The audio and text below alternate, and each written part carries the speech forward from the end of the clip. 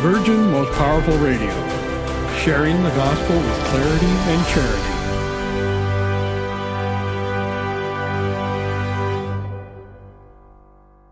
I'm a soldier for Christ. I'm a soldier for Christ. I'm a soldier. No, they'll never take us under, because we're bringing truth like thunder.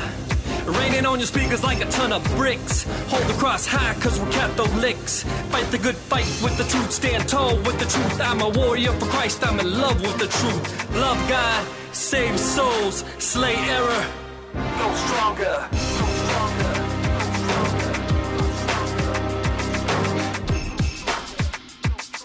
Holy Hour of Power, the Lord's Gym, your spiritual fitness trainers. I am the Latin lover of our Lord and Savior Jesus Christ, the Latin lover of Our Lady. And I'm the Lebanese lover, brother. Terry Barber, the Lebanese lover of our Blessed Mother and our Lord and Savior Jesus Christ. And Jess, I'm so happy to be here the day before for the 4th of July, because we have the feast of St. Thomas the Apostle, and I have a lot to share with that. But the reading from the gospel for today's feast day is really apropos for all of us. It's John 20, verse 24 to 29. Brother, could you please read the gospel for us? Absolutely. This gospel here is very inspirational, because all of us have moments of doubts, Terry. Oh, yeah. And the Lord doesn't abandon us, just like he didn't abandon Thomas the Apostle. Here's what it says in John chapter 20, verses 24 to 29. Yep. Now Thomas, one of the 12, called the twin, was not with them when Jesus came. So the other disciples told him, "We have seen the Lord."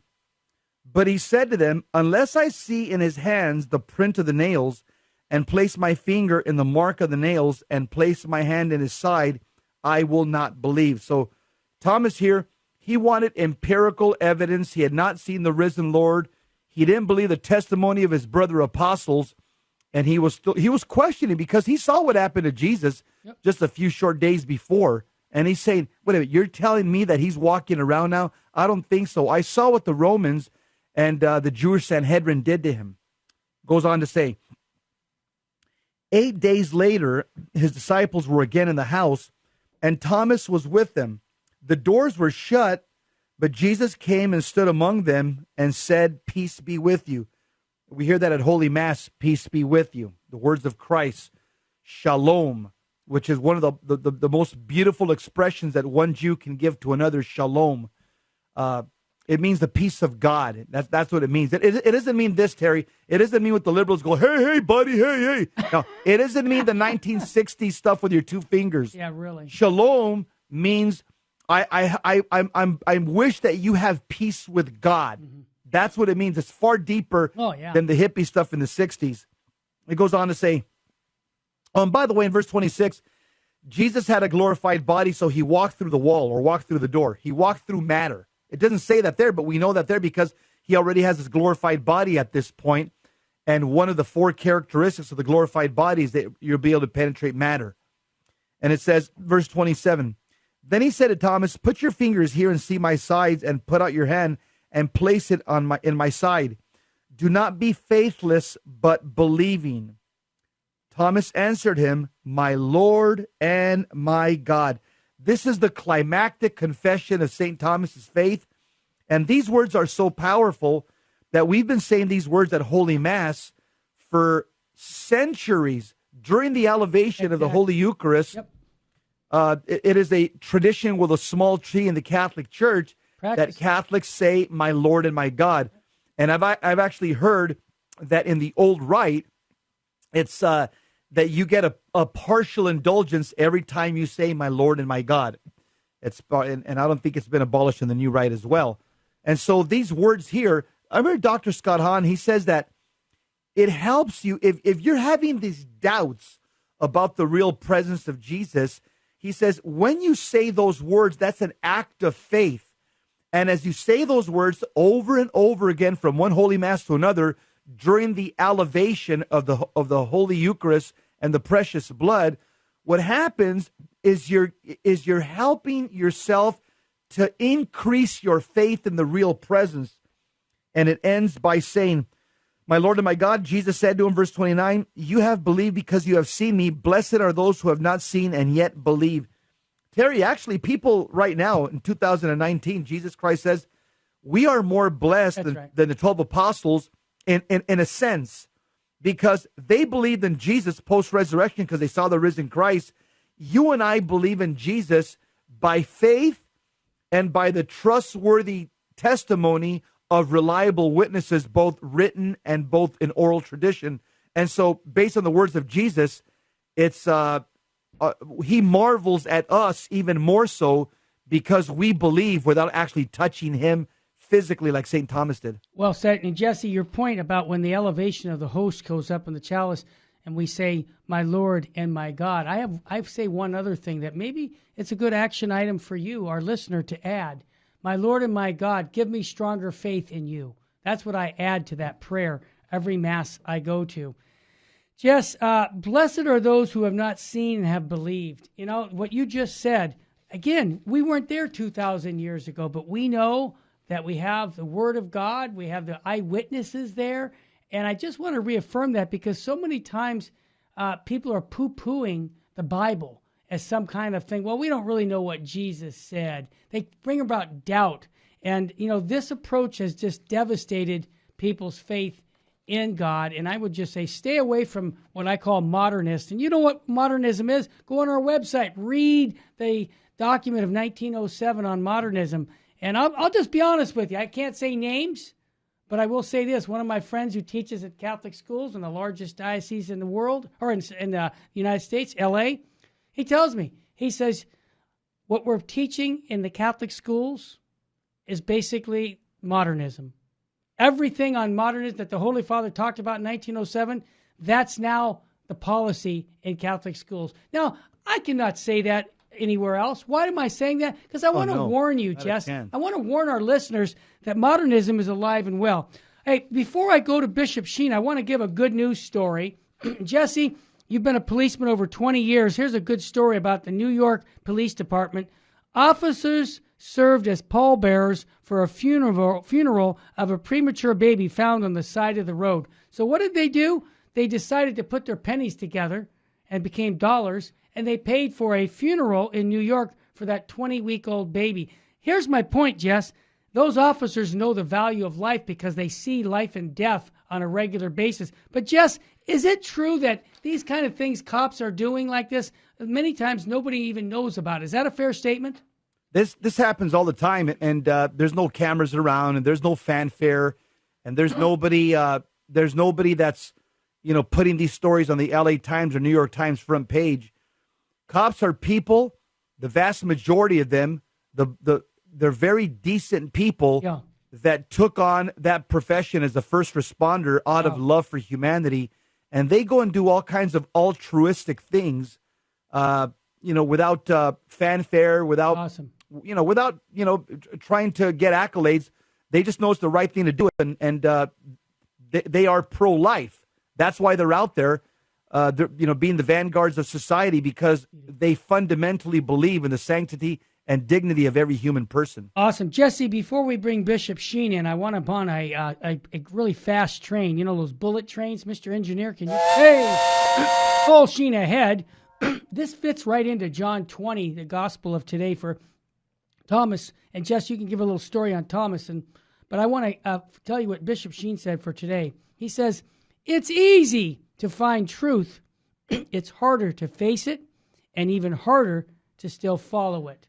And boy, Jess, you know how hard it is to follow the truth when your lower nature says you want pleasure, wine, women, and song? Yeah, you have to deny yourself. What Sheen is saying is the reality that, sure, it's not easy to be a follower of Jesus Christ. Anybody who tells you it's a piece of cake, it's not.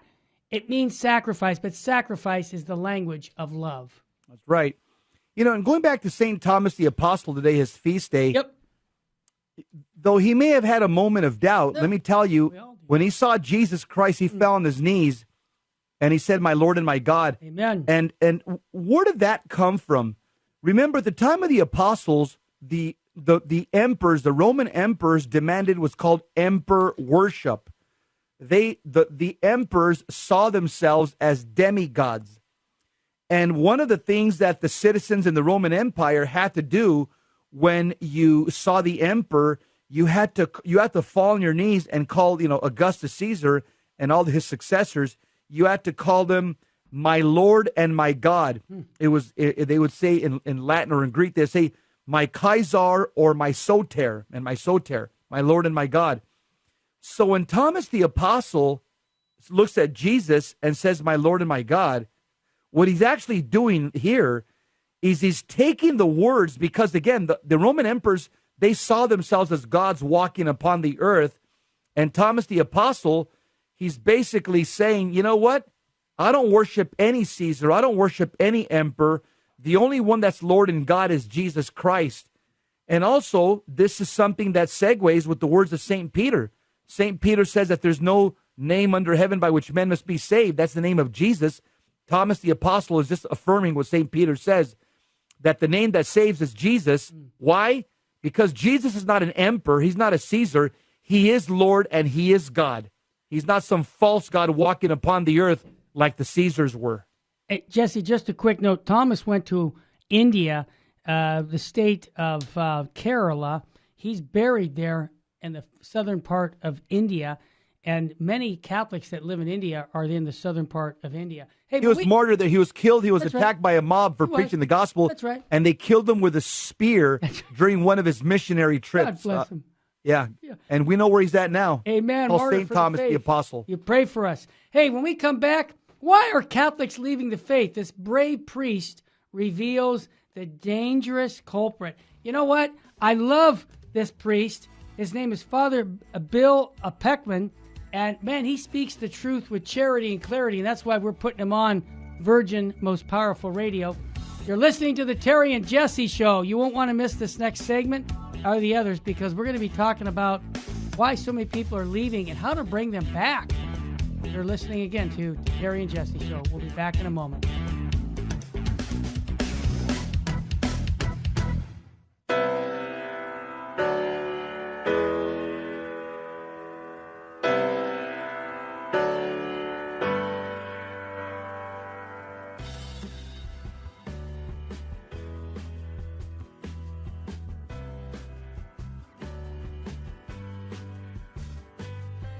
This is Terry Barber reminding you there's a women's conference coming up September 7th, 2019 at the Sacred Heart Chapel.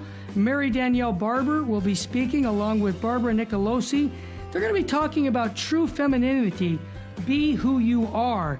This is going to be for your daughters, your mothers. Every woman should be at this conference. And the way to do it is go to virginmostpowerfulradio.org or call 877-526-2151.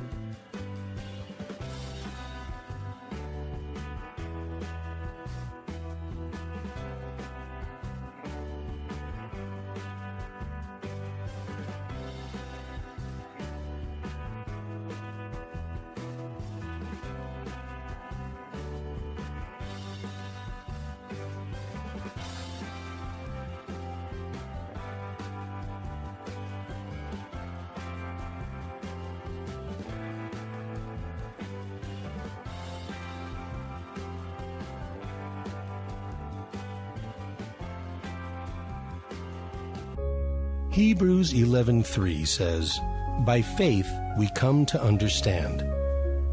According to St. Augustine, understanding is the reward of faith. Therefore, seek not to understand that you may believe, but believe that you may understand. May God grant us a strong living faith in Him and His divine plan of salvation, and help us to believe so that we may understand. Buying or selling your home or your business property? This is Terry Barber. Real Estate for Life underwrites the Terry and Jesse Show. And they can connect you to one of 900 pro-life real estate agents around the world. And when they receive their referral fee, they will give 80% of it to a pro-life organization. Wow! That's 80%! realestateforlife.org, 877-LIFE-US1. This is Bishop David O'Connell, and you're listening to the Terry and Jesse Show. To join the conversation, call 1-800-526-2151. Here's Terry and Jesse. Rated PG, praise God, Terry and Jesse show. Father Bill Peckman has done us a great service. He wrote 2 great articles on why Catholics are leaving the faith and what Jesus would tell clerics about scandals, according to this brave priest. Before we jump into that, I just want to mention, I read an article. I wasn't real impressed by it. You can read it. You can go to our show page, vmpr.org or the jesseromero.com. It was written by the Washington Post. It's called You Can't Understand Pope Francis Without Juan Perón and Evita Perón, his wife. It just basically gives you the history of Pope Francis, who his parents were, the practice of their faith, where he lived, his siblings, the people that influenced him. And the only thing that jumped out at me in this whole article that was something that I kind of already knew from reading other works on Pope Francis is that he did have a very good friend who was a communist, a female friend, and he was very influenced by her. Other than that, it's stuff that we've already read before and heard before.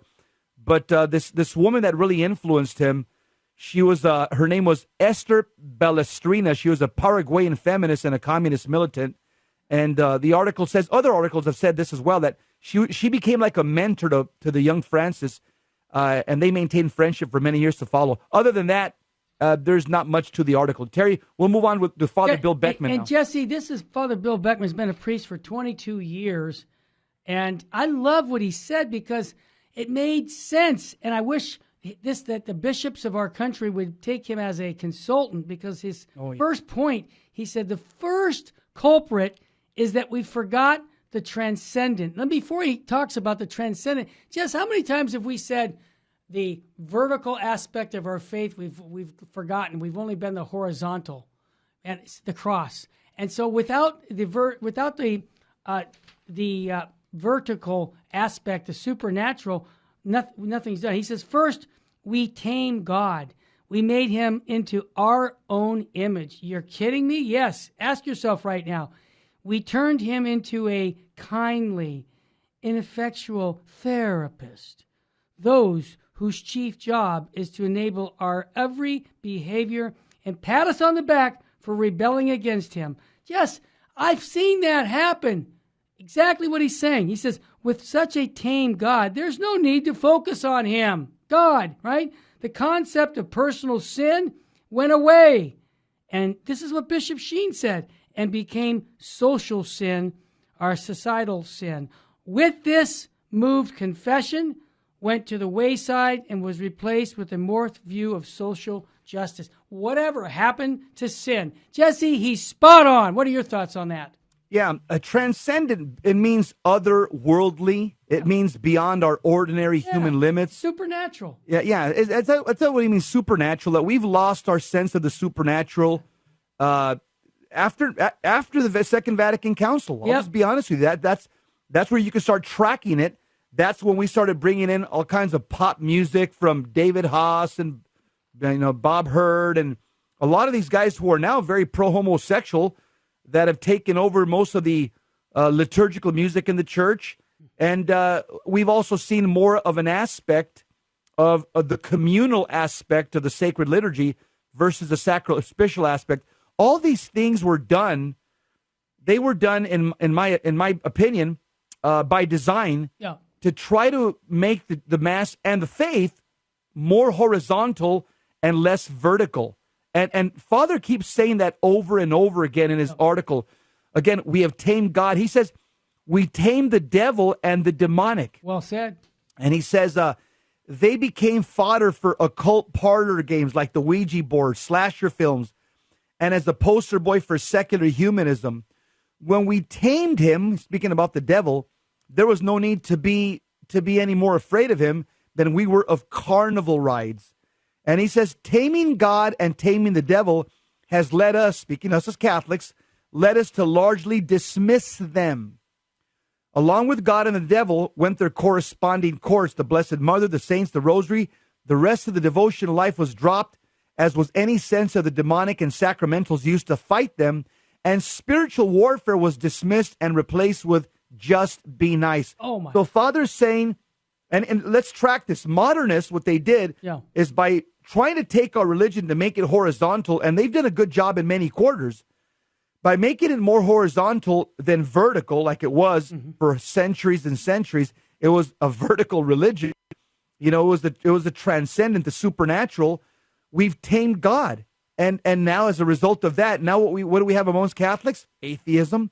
Because if God can be tamed, if God is not supernatural, then you know what? Why even believe in God? And what have we done with the devil? We've domesticated him. Yeah. We just make movies out of him or slasher films, but you don't hear about him anymore, really, in Catholic teaching.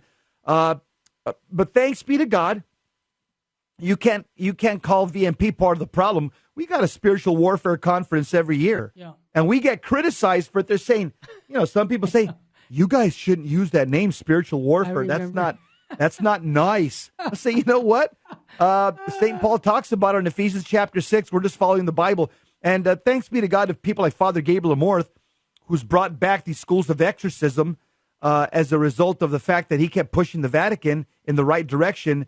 And so it's coming back, Terry. It is. And Jesse, that formed a vacuum for Catholics when they started poo-pooing the Blessed Mother, the devil, God, you know, just be nice. What that did is when some fundamentalist like Calvary Chapel came and said, you need to believe in the gospel. It's really God's word. And, you know, the devil is real. And you're starting to go, wow, is that right?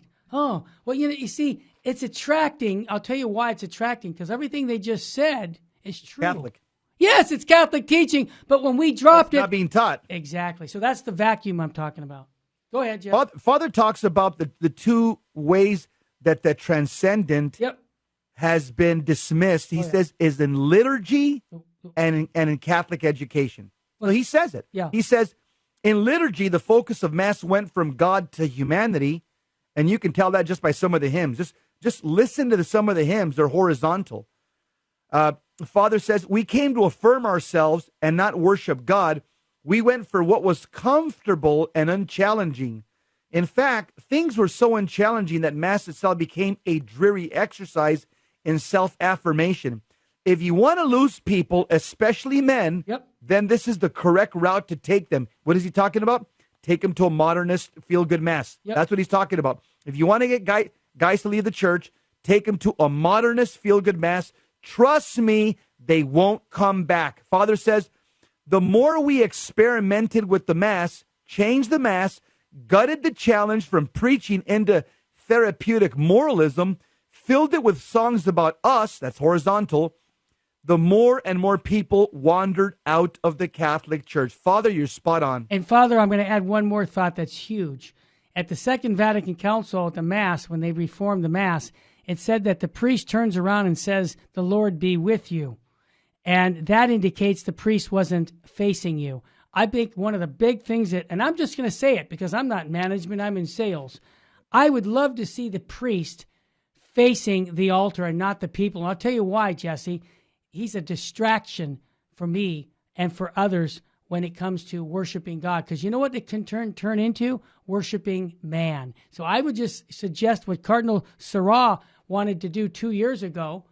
And unfortunately, the Holy Father said no. He wanted that for that very reason, to bring some sacredness back into the Mass. So I think Father is spot on. But I had to say that I think it would be much more sacred if everybody was facing the East. And I'll tell you why, on a practical level, why we should go back to ad orientem positions at all Novus Ordo Masses. I'll tell you why. Because, Terry, even on a human level, priests have eyeballs, okay? They're not angels, they're men. That's right. And as we've seen quite clearly after 2002, that they have sexual appetites just like you and I do. You got it. It is not good for a man to be staring at the congregation, especially during the summer months, especially, Terry, let's just be honest. That's true. After Vatican II, women just dress a little bit more scantily in going to Holy Mass. Let's just be honest. The way some of the dress is right now, you wouldn't see that before 1965. Nope. There was a strict dress code. And women wore mantillas. They wore veils. They were covered. That's right. And they draped over their shoulders. So by a priest facing the people the entire time at Holy Mass, guess what? There's beautiful women out there. There's young women out there, of course, that are wearing clothes that's like painted on their skin. They're not blind. You think that's good for a priest to be looking at that for 60 minutes? Are you kidding me? That's why when they go ad orientem, their focus is more on God. Yep. And they're leading us in prayer to God. In the person of Christ, they're leading us towards the Father. I mean, that's what the Bible says. There's one mediator between God and man, the man Christ Jesus. The priest at Holy Mass is in persona Christi, leading us to the Father.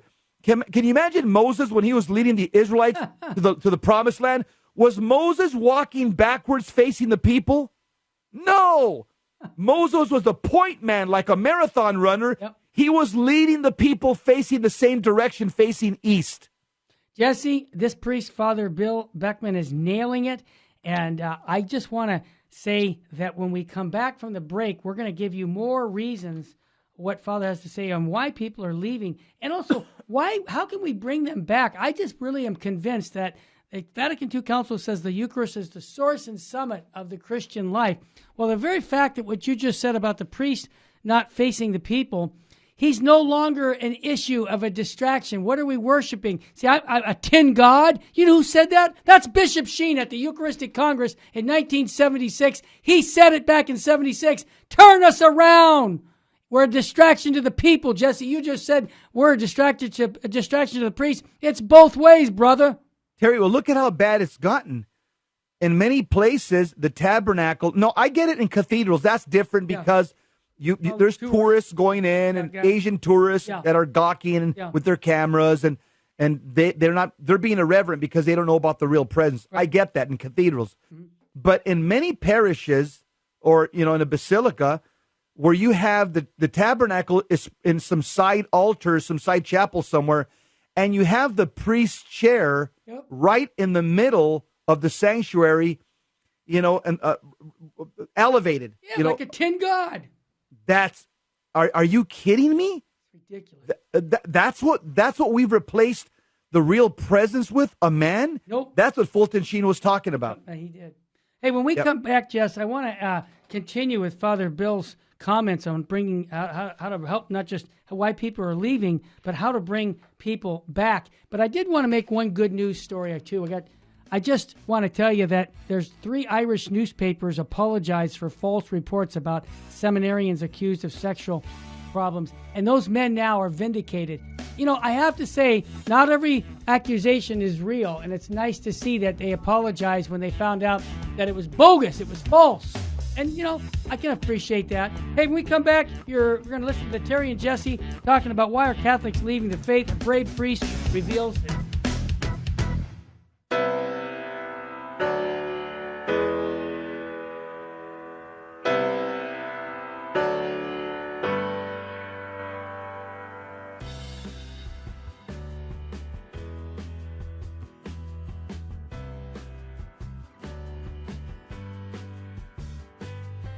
This is Terry Barber reminding you there's a women's conference coming up September 7th, 2019 at the Sacred Heart Chapel.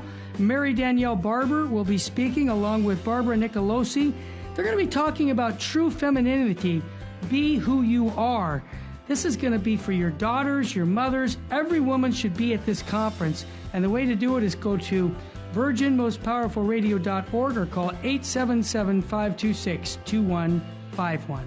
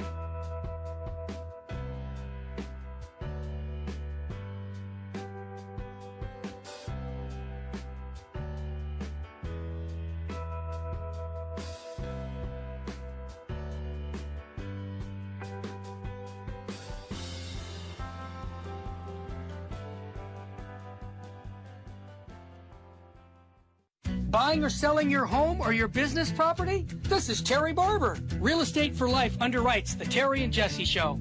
And they can connect you to one of 900 pro-life real estate agents around the world. And when they receive their referral fee, they will give 80% of it to a pro-life organization. Wow, that's 80%. realestateforlife.org, 877-LIFE-US1.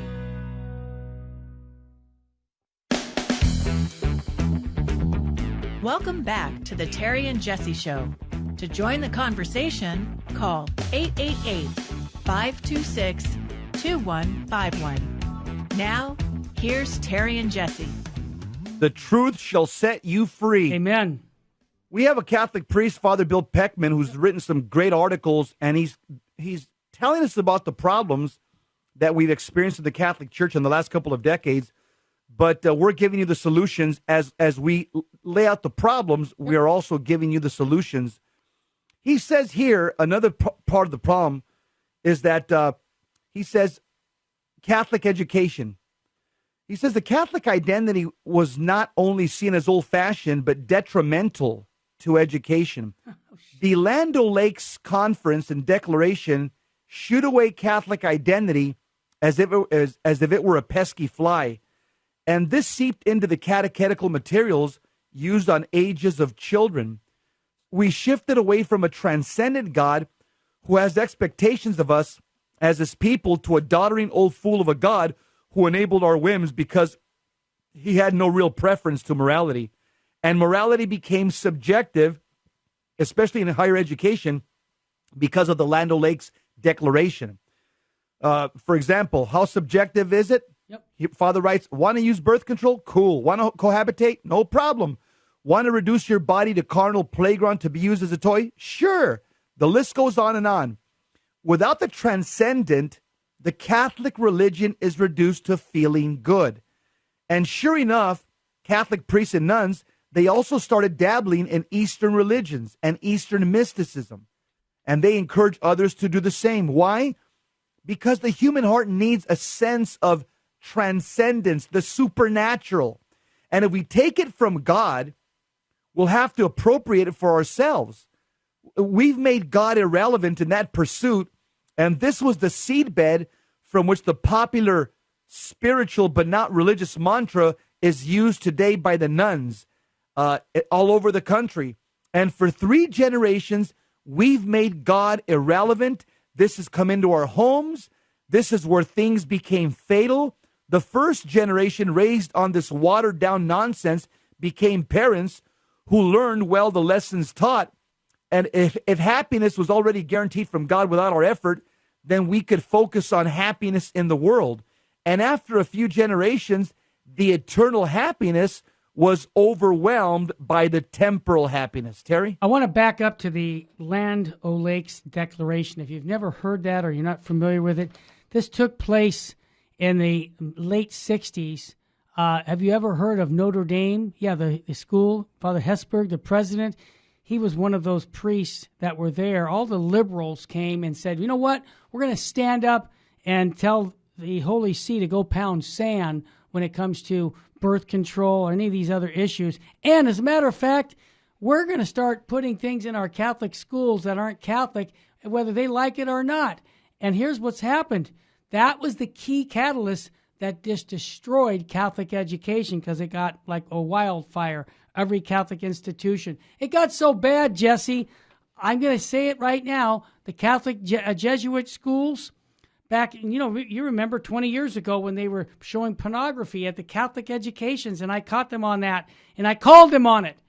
And I got a pretty good story of how we got people to stop funding Jesuit schools. And I'm going to say it right now again. I wouldn't give a dime to most of these Catholic schools. There's just a handful of Orthodox Catholic schools like John Paul II, Thomas Aquinas, Christendom, and a handful of others that would be worthy of your funding. But education went south, and that's why some of your kids, when you say, I gave them 12 years of Catholic education, and they're not practicing the faith, is because, folks, we were duped. Okay, that's all. Yeah, the Land O'Lakes Conference, it happened almost 50 years ago. Yep. And like Terry said, It's a group of university Catholic presidents. Yep. They signed this document called the Land O'Lakes Statement, and they sold out, Terry. Yeah. They basically function now as secular colleges, and they oppose the magisterium. In essence, what they're saying is that, you know what? We don't need to be told what's right and what's wrong. The framers of this document, they essentially became their own magisterium, the magisterium of Catholic education. They're saying we don't care what comes out of Rome. Exactly. We don't care what comes out of the magisterium. They said we want, and here's what they were crying about, Terry. Yep. They're saying we want academic freedom, exactly, like the secular colleges. Yep. They kept screaming that. Academic freedom. We want true autonomy. We don't want clericalism. We don't want Rome to be overseeing our curriculum. And this is where we can say, the Catholic modernists, this was their D-Day. This was their Normandy Day invasion into the Catholic education. That's right. And guess what? And the barbarians are still controlling most of these universities. I off the top of my head, I've done I've done the research, but off the top of my head, without finding it in my computer somewhere, there's like 270 Catholic colleges and universities in the U.S. About 270. Only 30 have signed an oath of fidelity to the perennial teachings of the Catholic Church. Say that again, Jesse, because that was something that was asked by St. John Paul II. That's right. He asked all the Catholic presidents to sign what's called a mandatum. That was to pledge their allegiance as the college presidents and professors of theology and philosophy to the perennial teachings of the Catholic Church. About 30 presidents signed on. 240, they gave the big elbow.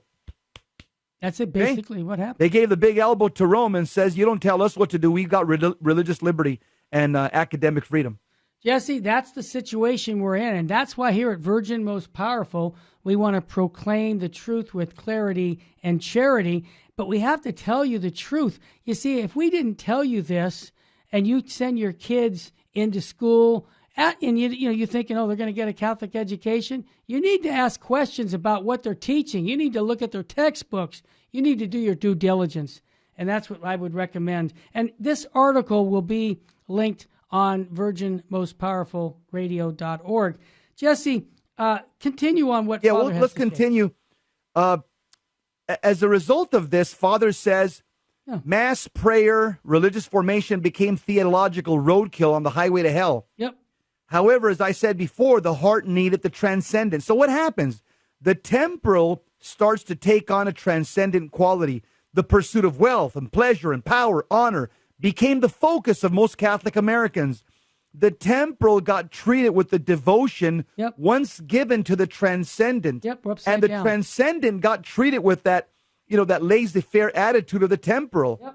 Why is it parents will consistently choose sports or dance or leisure or barbecues and multitude of things instead of going to Mass on Sunday and religious formation?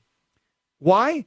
That was what they were taught to do. Exactly. Because we've made God irrelevant, and these things fill that gap. And it's why parents get hostile when approached with this. When you tell them, hey, you got to take your kids to Mass on Sunday. Yeah. They're like, what? Don't tell me what to do.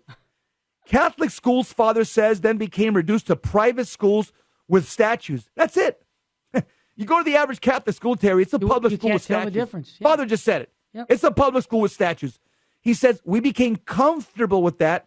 Catholic identity was no more important in the parish school than it was in the university.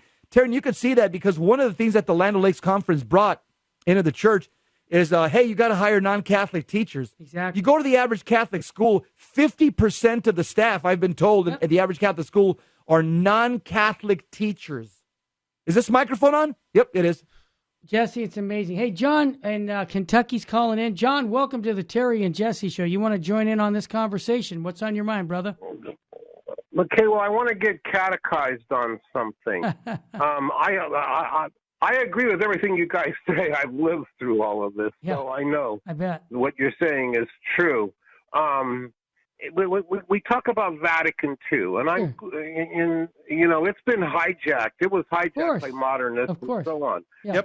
Okay, Yep. so I guess what I need to understand is I have not read all of the Vatican II documents, but is there something wrong with the documents themselves, or was the council hijacked?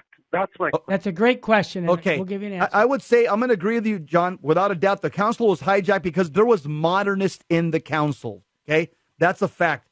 Now, the Holy Spirit, thanks be to God, protected the council, but it doesn't mean. In other words, when you look at everything in the catechism, look at the footnotes. Not everything references a council, a pope, or a prior. Some of the catechism will have no footnotes. In other words, it was the commissions right there that, they put their own wording theologically into the documents of the church. And so the only thing that I will say, and this is admitted by the modernists, I'll try to get you the quote. I think it was Skillebeck. I'll find out who it was, but they admitted, they said many of the phrases in the council documents were written ambiguously. Okay. So, and Skillebeck admitted this. He says this way it could be interpreted one way or another.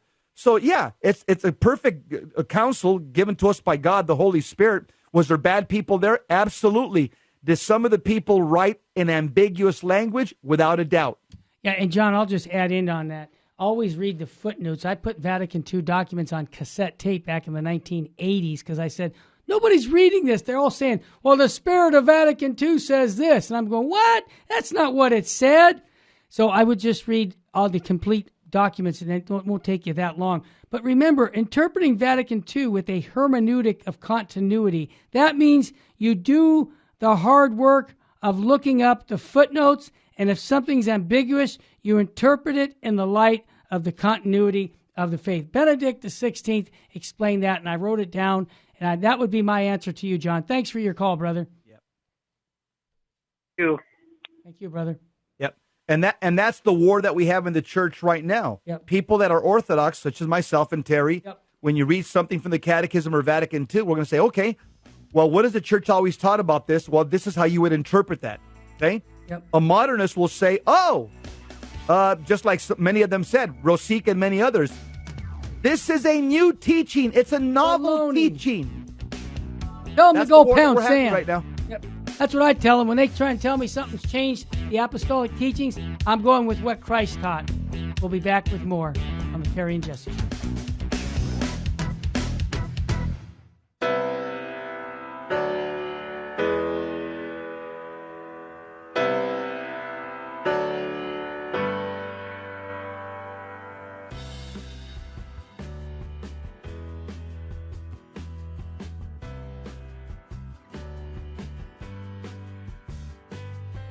This is Terry Barber reminding you there's a women's conference coming up September 7th, 2019 at the Sacred Heart Chapel.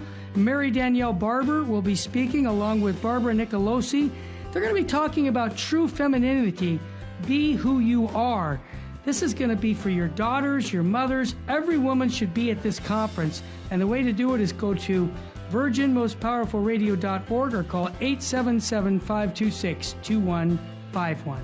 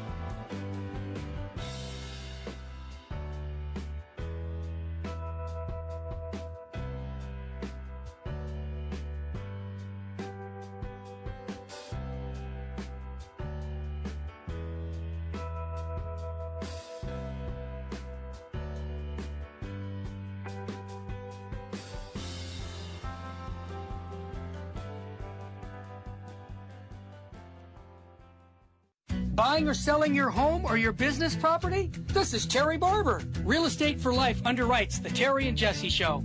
And they can connect you to one of 900 pro-life real estate agents around the world. And when they receive their referral fee, they will give 80% of it to a pro-life organization. Wow, that's 80%. realestateforlife.org, 877-LIFE, US 1.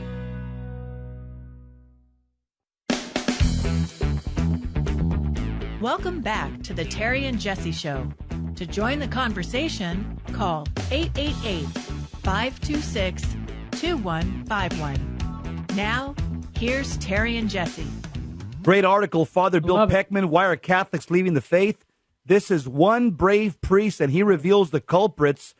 The quote that I mentioned, I just found it here. It was Father Edward Skillebeck's. He said this, quote, "We have used ambiguous phrases during the council, and we know how we will interpret them afterwards," close quote. So, again, nobody doubts that there's some ambiguity in some of the language. Absolutely. And again, but that's why Pope Benedict knew that, and he gave us the interpretive form. That's right. How do you interpret? There's an interpreted method. It's called the continuity of faith, the hermeneutic of continuity. And Pope Benedict gave us this because he was the young Cardinal Ratzinger. He knew what Father Edward Skillebeck said. He knew about this quote. Yeah. So he's teaching us how to interpret the documents in light of all the other councils. So we go back to this incredible article by Father Peckman, and he says, talking about our Catholic faith, that we've lost our sense of the transcendence. He says, in losing our transcendence, the loss of the sense of the supernatural, right. He says, we also lost our relevance. No wonder we have a shortage of priests. Exactly. Who wants to give their life and not marry and serve such a faith that's mundane, that's of this world? Right. Again, though the human heart needs transcendence, the supernatural, he says, if we truly want to get back our lost generation, it will be by reversing this trend towards the temporal as being the be-all and the end of our lives. And this will happen in our liturgy and education first. We need to remember that without a transcendent God, the church is irrelevant. And Terry, I got to take my hat off to you because you've been in this battle for a long time. When I met you years ago, you've always understood that the battleground is having mass celebrated property. Absolutely. And you've tried in your little, as a layman, you've tried to do your part. And here's what you did for many years. And you influenced many Catholics, myself included. By having the family conferences that you had for many years, the organization that you ran as a CEO of St. Joseph, right. You brought in Father Fessio, another good priest, that celebrated a reverent Novus Ordo Mass. And that's something that, as we would all go to the annual conference, we didn't see this in our parish. But it was as a result of that I started bringing that to my parish. And Father Steve Guitron imitated Father Fessio's Mass. Praise God. So it started influencing a lot of priests who started saying, wow, that's how you celebrate the Vatican II Mass. And so you've understood this battle, the battle of the liturgy, getting it right for decades, and you continue to fight this battle. Our little headquarters is a chapel in Sacred Heart. Yeah. All the liturgies that you have there, you bring in the Eastern rites. Yeah. You have the Anglo-Catholic rite, which is drop dead beautiful, right. And the Novus Ordo Masses that you have there, you have Latin Masses, Novus Ordos. Yeah. So, Terry, you've been in this battle a long time. You know how hard, how important it is to get this right. Well, Jess, any good we do comes from God. We thank him for it. But I did, with Father Fessio, found the Adoramus organization, adoramus.org, and they are actually coming next year to the Sacred Heart Chapel to do a conference on the liturgy. But you know what, Jess? That's why you and I have always said life is short, eternity is forever. I think it's bad when we don't teach to young people that this is only a short stop. This is like summer like summer school. It goes by quickly, and then you're there. And so this life, many times they're not being told that this life is leading to the next life. If you know, that there's consequences. And that's just not being taught. So what's he saying? We need to remember that without a transcendent God, the church is irrelevant. What? Yes. Yep. The world very much believes this. And for too long, we have acted as if they were correct. We must reclaim, I love this, reclaim our birthright by remembering who our God is and what he expects. Continue on, Jess. This is firing me up. I love that kind of talk. Father Bill says this will be a long road. It will be a shock to the system. It starts with us admitting we messed up.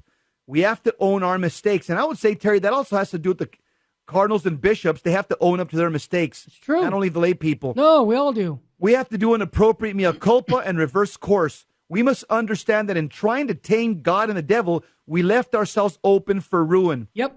Can there be any wonder that we have experienced the depravity in and outside the church in the last century? He has a question.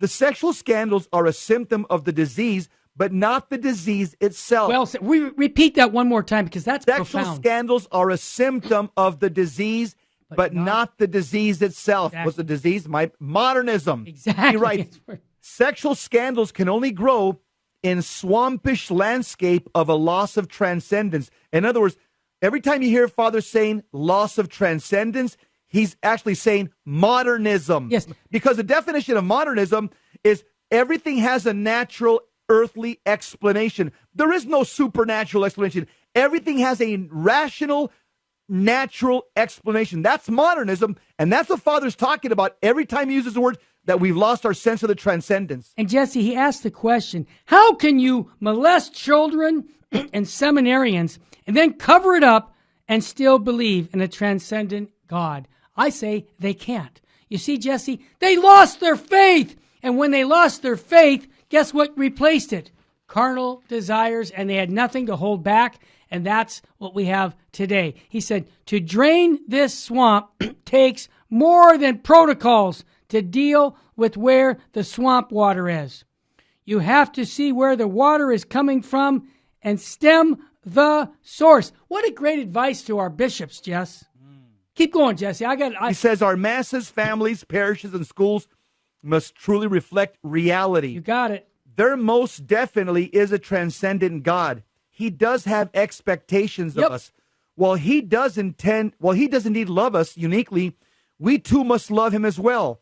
The road to relevance, a road we lost decades ago, can only be regained by restoring the transcendence. In other words, restore the supernatural and reject modernism. You got He writes, our foray, that means a sudden attack into enemy territory. He says, our foray into a sappy Catholic human-centered fraternal order has given us the identity of a cheap greeting card. We can and must remember who we really are called to be. And I'll tell you who we're called to be. A, in baptism, children of God, and B, at confirmation, soldiers of God. Got it? Got it? Good. Children of God, now soldiers of God. And at this point, we are part of the church militant until we drop dead. And we have to use the sword of truth, which is the word of God. We have to use our beads for the battle, which is the Holy Rosary. And we have to have Jesus in our heart and rush to the battle lines and be not afraid, for we serve a conquering king. What I want to hear from our individual audience right now, each person, reporting for service. Sir, right now, we're reporting for Jesus Christ. So here's my suggestion, action items. Jess, action items. Get deeper in prayer. Get deeper into the Eucharist by making those visits, by getting to Masses, by reading your Bible more. See, here's the point right now, Jess. This is action items right now. This is a time where we have to report for duty, because Jesus Christ is counting on each one of us to stand up for the truth. And I got to just say this again.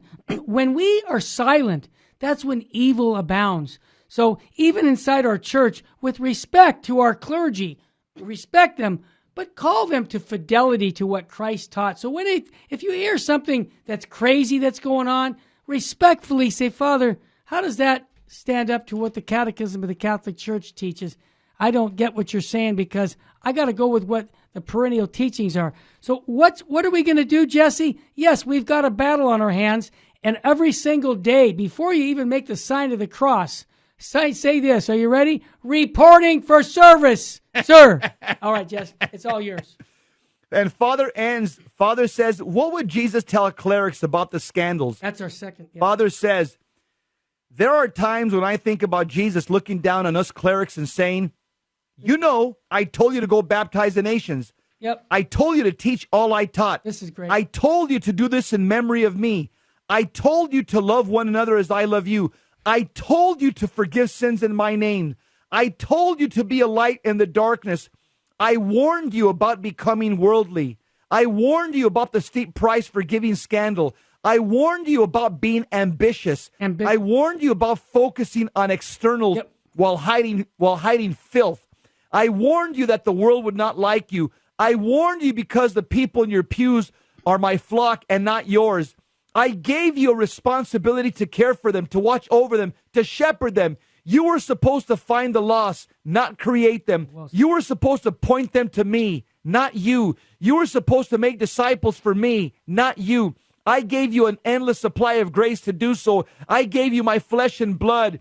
We gave you the Holy Spirit. I gave you a gospel, a church, a way of life. You were supposed to give it to my flock. My heart is broken from the immense damage done by the obscuring of truth, watering down of the gospel, ripping all sense of transcendence from the sacraments, and the predatory behavior of so many of my brother clerics. I'm not perfect by any stretch of the imagination, writes Father Bill Peckman, but I try, by the grace of God, to do what Jesus asks. Father says, these are challenging times. They are heartbreaking times. Were there an epoch of history more in need of the gospel than now? The body of Christ writhes in pain from the abuse hurled at it. It must stop. It must stop now. We know how to turn this around. Christ has already given us what we need. We must look, sound, and be as different from the world as light is from darkness. Thank you, Father Bill. Wow.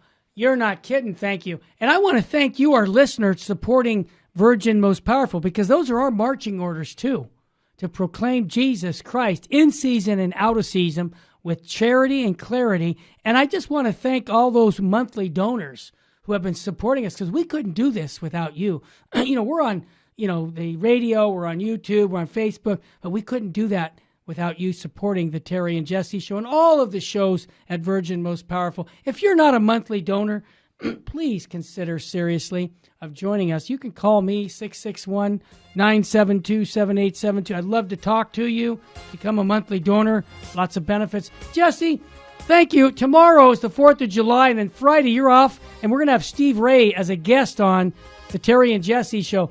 Brother Jess, a few good words about, we should be praying for all of our people who have kept the bad guys out of this country with all the wars that we've had, our military. Say a rosary tomorrow for the troops, and say a divine mercy for all the troops, both living and dead. Perfect. Jess, what state should we be living in, brother? State of grace. Don't live in a state of mortal sin. Stay close to Jesus. Run to the sacraments. Receive sanctifying grace. Be holy or die trying. Well said. Thanks again for all your support here. I just want to say that now that Bishop Sheen's body is moved, I love being able to say full Sheen ahead, because his beatification can move forward. Praise God. Thanks again for all you do for us here at Virgin Most Powerful. Keep us in your prayers as we keep you in ours. May God bless you and your family, and full Sheen ahead.